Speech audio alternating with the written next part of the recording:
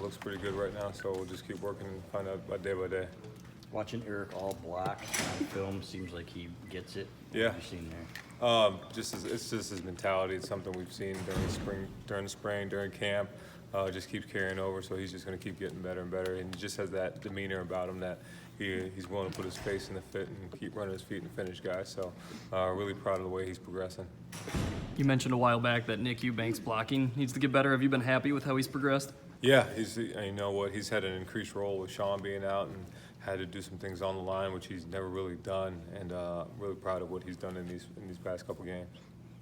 Can he still improve in that area? Oh yeah, 100%. You know, he can still get better, and technique and fundamentals are something he's focused more and more this week. You know, he comes out pre-practice, he does extra, make sure he stays after and does what he needs to do. So definitely progressing and getting better.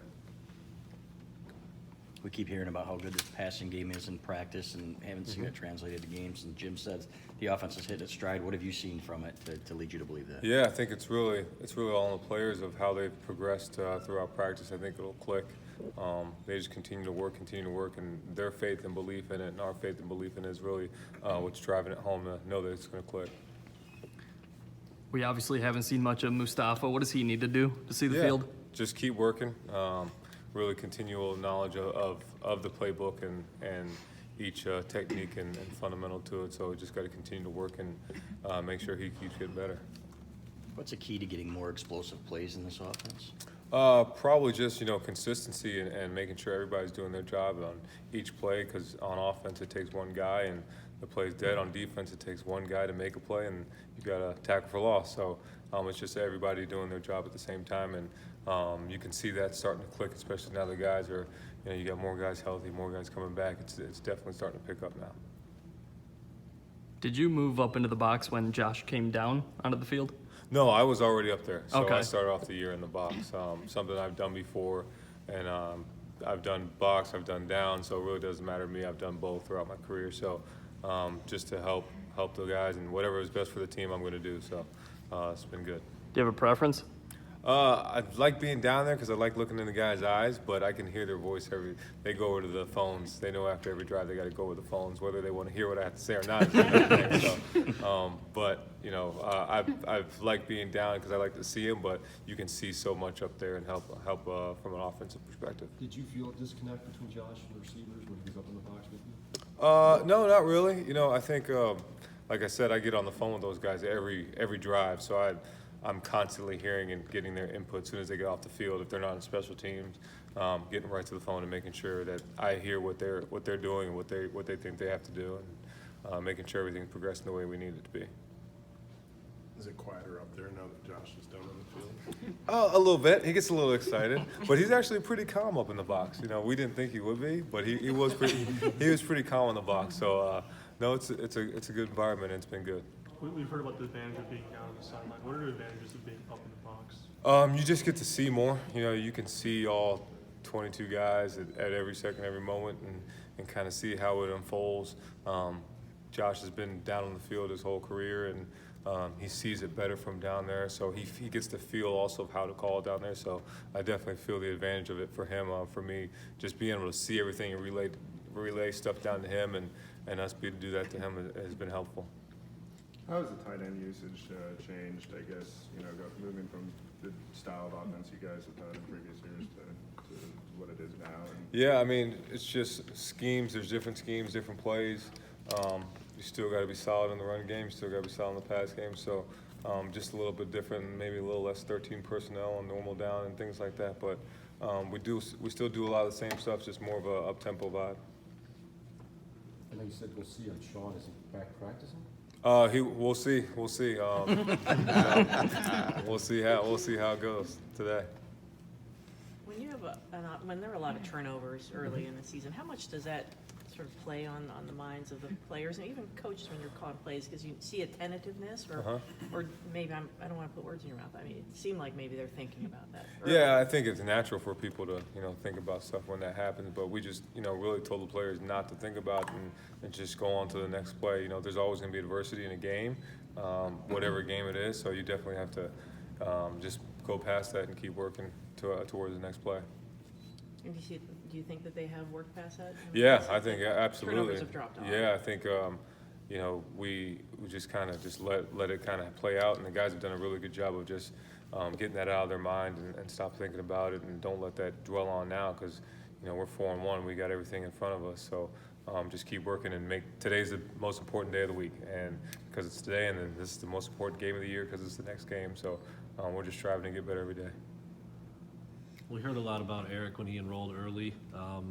Looks like he's been the #1 read on a couple plays, and then Sean goes down, but he still doesn't have a catch. Is that surprising to you? And what's that mean? You know what? The way we spread the ball around, you got so many guys getting catches, getting targets. So his time will come. He'll have plenty of catches in his career, and he's one kid that you don't ever worry about that, because when you look back at his high school film, he blocked more times than catching the ball, and he loved it. But I think that time will come. It was just all part of the progression and what they try to take away and what they give you.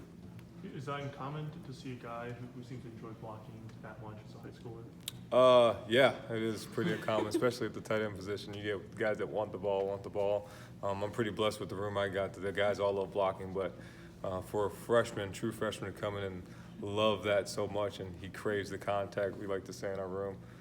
He really is like a heat-seeking missile. You can see on some plays he's just trying to go take people out, and sometimes to a fault where he gets off balance. But he's a joy to be around, and yeah, it's really uncommon to see a guy like that. How much has the recruiting of the tight end position changed over the years, especially? Is it harder to find guys that are those traditional inline blockers? Play those. Yeah, but just because a lot of teams don't use tight ends in high school, so you have to kind of bench around for the bigger receiver or more athletic guy, or guy that plays quarterback and different things like that. So something you just got to keep searching. And as far as the recruiting standpoint, I'll leave that to my little secret. Along those lines, does this offense change the kind of guy you're looking for at that position? No, I've always kind of had the same mindset of a guy that is athletic, super athletic, and if he's willing to block, we can teach him how to block. And then you just kind of go from there. But I'm always the type that wants the guy that can go make the play in the passing game, and in the run game we can teach him the rest if he's willing to do it. With Sean, while he's been out, how have you seen him kind of stay mentally ready? That seems to be kind of a theme on this team with guys when they have injuries. Yeah, he's like by my side. If he's not in treatment and I turn and I'm writing something down, I see Sean, I'm like, what are you doing? He's like, I'm going to watch practice. So like he's going to know what's going on. There's not going to be any drop off when he steps on the field. He's going to know exactly what to do. So he's been locked in pretty good. You mentioned heat-seeking missiles. Do you ever watch Joe Milton, and what's that look like when he? Fast and hard. It's awesome. It's It is, easy. the velocity though. Because he talked about trying to develop touch, and Yeah. Levert was saying he tries to bat down balls because he doesn't want to touch those. And same with Nico. It's different. Yeah, no, it's fast. He's definitely progressed and gotten better, and you can see the touch. You can see how he's been working on putting some air on the ball and doing things. But his arm talent is uncanny, and he has a special arm. Have you ever caught a pass for him? No, I'm going to avoid that. So you don't want to? No, not at all. How hard is it to break? Everybody has their different quirks, I guess you'd call it. Muscle memory. I would imagine his is just to fire throws. How do you change that? I'd ask Coach McDaniels and Coach Harbaugh. From a quarterback's perspective, I think it's just going to be repetition. Just doing it over and over in practice until it becomes muscle memory. I don't think it takes one time. I think it's going to be something he has to do, and you can see the progression in him. He's done a great job. No, you know, Coach Jackson Hill, but you recruited him and you kind of had a vision for what he could be and pitched that vision. How has it been going from the high expectations to the bridge program maybe not being in the depth chart to the progress that he's showing now? Yeah, kind of what we thought he would be. Just a kid that, if he walks in the room right now, if you didn't know it was him, you had no idea he's here, and he's just a kid that works. He grinds. He's going to do what he needs to do, and he's extremely talented, and it's really good just to see his progression on the field. It's kind of progressed how I thought it would and how the defense thought it would. What can he be this year for your team? He can be as good as he want to be.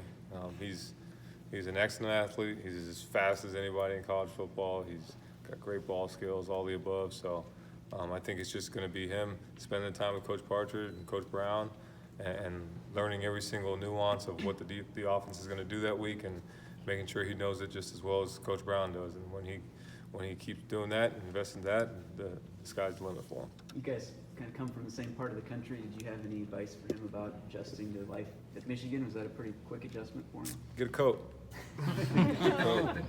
No, it's been really good. It's been really smooth. Again, he just works hard, man. He's an awesome kid to be around. He was a pleasure to recruit, pleasure to be with, and just to watch him. Really proud of just the progression he's gone on in these past couple weeks. Anything else for Coach Moore? Thanks, Coach.